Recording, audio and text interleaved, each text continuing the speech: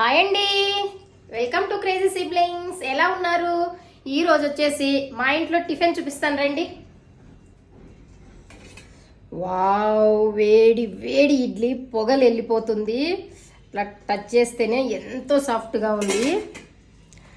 అలానే మీకు తెలుసు కదా, దీనికి కాంబినేషన్గా అల్లం చట్నీ. అసలు ఈ అల్లం చట్నీతో ఆ ఇడ్లీ సూపర్ అంటే సూపర్ ఉంటుంది. అలానే పల్లీ చట్నీ. నేనైతే పల్లీ చట్నీ కొంచెం ఇలా లూజ్గానే చేస్తాను. చాలామంది గట్టిగా ఉంటే ఇష్టం అంటారు కదా.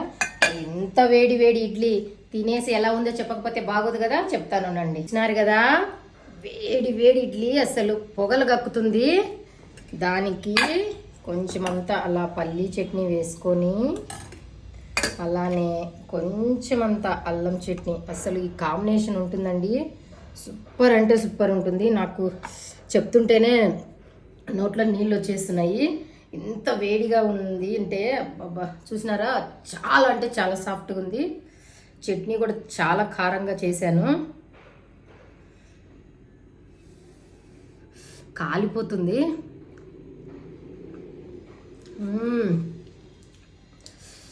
నిజంగా అసలు చెప్పడానికి మాటలు రావట్లే, అంత టేస్టీగా ఉంది.